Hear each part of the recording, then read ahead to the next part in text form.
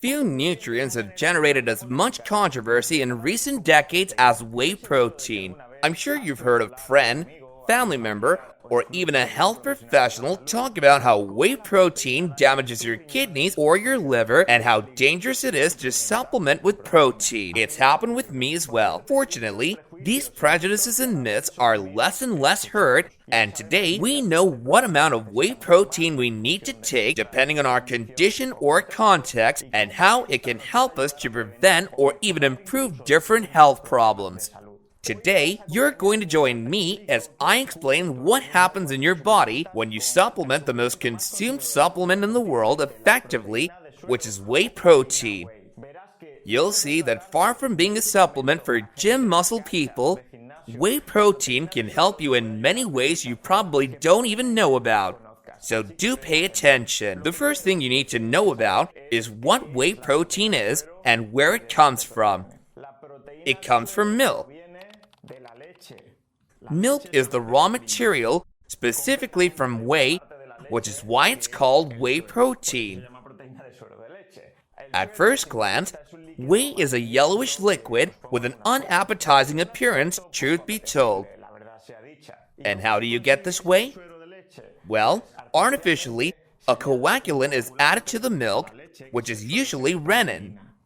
Whey, being a coagulant, is added and separates into two parts of the milk, including the rennet and the whey. Rennet is rich in another very popular protein called casein, which is the subject of another video that we'll go over. While whey is rich in different proteins of high biological value, not only one, but several, which are just the ones that conform to the whey protein.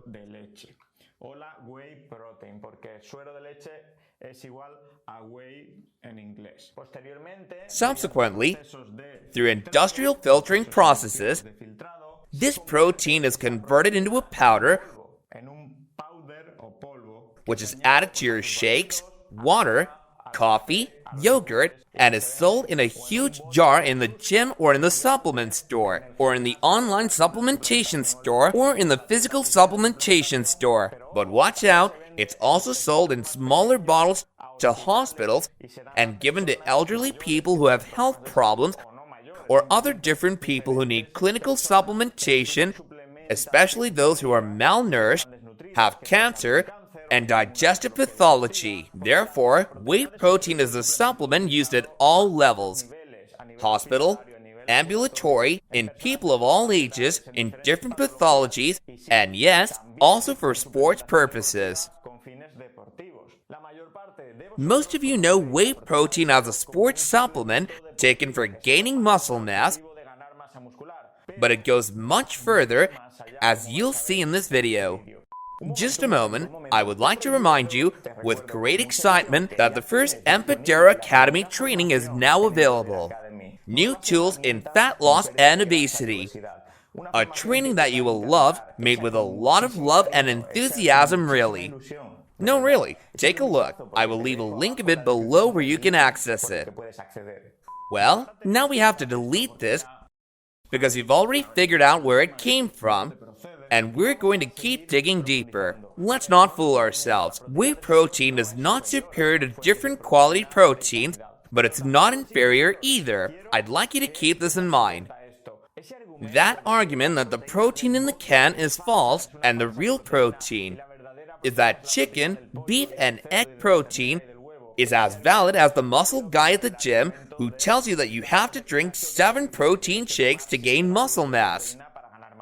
In other words, it's false. The quality of a protein is based on a concept that I've already explained in other videos, which I call biological value. What is the biological value of a protein? It's a parameter that considers the amino acid profile of the protein and the amount of essential amino acids it has, as well as its digestibility and its ease of absorption. All these parameters are computed, and a value is then given to the protein source. The higher the value, the higher the quality of that protein. To give you an idea, the biological value of an egg protein is 100 and is taken as a reference. But whey protein has a biological value above 100, so it's a high quality protein. Is it irreplaceable? No. Is it completely necessary? Well, fortunately not for most of us. But is it useful on certain occasions? Of course it is. And those are the situations we're going to see. Situations in which whey protein can help you. You may know the first two because they're the most frequent, but stay until the end because the last five will surprise you. We start with the first one, which is hypertrophy. Hypertrophy is the increase in muscle mass in the context of a caloric surplus. This, as I say, is the most frequent use of whey protein to help the muscle to grow. For the muscle to grow, a process has to occur within the muscle cell called MPS, or muscle protein synthesis. From English, it's an acronym, which is the opposite of MPB, or muscle protein breakdown, basically muscle protein breakdown or muscle protein degradation. Whey protein stimulates this. MPS, muscle protein synthesis. First, a series of anabolic proteins are stimulated, which together we will call mTOR. Although for this to happen, you need to be in caloric surplus. What does caloric surplus mean? It means having a surplus of energy to be used in building muscle, which is an expensive process. There's an amino acid present in whey protein and many other protein sources, which is leucine. Leucine is primarily, but not solely, responsible for the very potent stimulation of MPS by whey protein. So point number one done. Let's go to point number two. But wait a second, I forgot to mention that without physical exercise, you can take all the whey protein you want. That whey protein will not be used to build muscle, but to generate glucose or other maintenance functions. So train strength. And now guys, let's move on to the second point. What is the second point? Avoid muscle loss, especially in hypocaloric diets. And this is very, very important.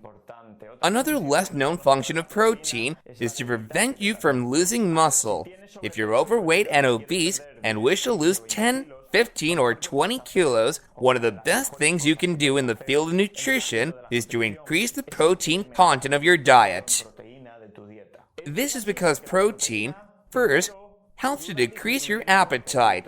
It keeps you satiated. Also, second point, protein hardly transforms into fat. Our metabolism finds it very difficult to turn it into fat. But the third point, preserve your muscle, your lean mass. In all weight loss diets, we also lose muscle, and this is both harmful and misleading. Misleading because you can be happy when you get on the scale and see that you've lost weight. Well, you clap. But what if I tell you that up to a third of that weight can be muscle? Point two, nefarious. Why? Because it's well known that the less muscle you have, the easier it is to regain the lost weight. So the stricter the diet you're doing, and the fewer calories it has, the more important it'll be to add protein to it. The problem is that when we talk about high amounts of protein, for example, 2 grams per kilo of weight per day, which is not unreasonable if you're on a hypocaloric diet, it's very difficult to take it only with food. And it's here where whey protein is very convenient for its easy administration. It's very convenient, it's easy to take. Third point, avoid sarcopenia in advanced ages. What is sarcopenia? If you're like most people, you will identify protein as a strong young supplement, but what if I told you that it makes more sense to supplement with whey protein in older people than younger people? It would break your mind, wouldn't it? My arguments are the following. Now pay attention, please. As we age, we develop what is known as anabolic resistance, non-diabolic anabolic resistance, which means that we need more and more anabolic stimuli to gain, or in other words, not lose muscle. Anabolic endurance is intrinsically linked to chronic low-grade inflammation, as this interesting figure shows. Moreover, this is associated with another fact. We lose our appetite as we get older. For many reasons that are beyond the scope of this video, as we get older, we have less appetite and often have less appetite for protein foods. The conclusion is that many older adults don't even come close to meeting the protein requirements, which accelerate the loss of muscle mass and brings us to the very problematic situation of sarcopenia. Sarco means meat and penia means deficit. Therefore, deficit or loss of muscle mass. This is related to more falls, more hospitalizations, less strength, and more risk of death from any cause. Therefore, it's a problem that we can prevent. Never ever forget that muscle is health. We erase all this. Now let's move on to number 4. I hope number 4 doesn't surprise you as much as it did for me. Antioxidant effect. We've quite well established the idea that eating fruits and vegetables, for example, has an antioxidant effect, but does whey protein also have that effect? Well, yes it does. Whey protein has a very interesting antioxidant effect because it contains an amino acid called cysteine. And cysteine is a precursor of glutathione, which is one of the most powerful antioxidants we have in the body. You can find cysteine in other protein sources, of course, or even supplementing with N-acetylcysteine, but you'll also find it in whey protein. This can be very useful even in patients with fatty liver because it reduces the amount of fat in the liver and decreases transaminase in the analysis, which is an analytical parameter that rises when we have excess of fat in the liver, and the liver can even become inflamed. Point number 5, better appetite control, decrease of ghrelin. As I discussed in other videos, keeping your satiety levels high is key. It's the key to losing weight. Satiety levels are controlled by a myriad of hormones, but one of the most important is ghrelin. Ghrelin increases when we haven't eaten for a while. Leptin, however, signals satiety and is produced when we have just eaten. It tells our central nervous system that we're full, not to eat more, and that we have energy. Interpreting and how to modify these hormones is key to long-term success. And as you can see, losing weight is much more than counting calories in and out. It's much more complex. Point number 6, decreases intestinal permeability. Now we're getting to the interesting part with this whey protein thing. Intestinal permeability can be reduced by whey protein supplementation. And why, you ask? Because it has an amino acid called glutamine. Many diseases start in the digestive tract. This is a great truth. Many authors think that everything starts with a loss of the barrier function of our digestive tract. If you've noticed, the digestive tract is a barrier between the outside, our environment, and our body, our organism, and it avoids at any moment the entrance in our blood of different problematic compounds as bacterial elements that trigger inflammatory responses in the organism, and that will be the prelude to other coronary diseases that are difficult to manage, difficult to prevent, and with a complicated treatment. If you look at this study, 0.5 grams were given per kilogram of weight, which is about 40 grams of whey protein for someone of 80 kilograms daily for a month. These were patients with Crohn's disease, an inflammatory bowel disease, which is characterized by high intestinal permeability. And it was seen to improve this intestinal permeability while improving the biopsy that these patients had. As I said, this improvement is mainly due to glutamine, an amino acid that can be supplemented separately and has a trophic effect on the cells of the gastrointestinal tract. And finally, guys, point number 7,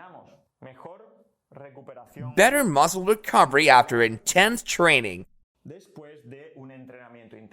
The better we recover our muscular system after training, the less risk of injury we'll have and the more performance we'll get. After an intense workout, It's obvious that our muscle strength and physical performance decreases due to fatigue in the central nervous system, muscle microinjuries that will have to be repaired, local changes in the muscle, vascular alterations, and more. Can it be minimized? Of course. Whey protein reduces post-workout strength loss. But how does it do this? By reducing fatigue at the level of the central nervous system, which is what really controls muscle strength. But it also achieves this in another way that's even beginning to be studied right now, increasing glutathione levels, increasing the ease in which oxygen is then transported into our blood vessels, and also helping the repair of those micro injuries that occur in training.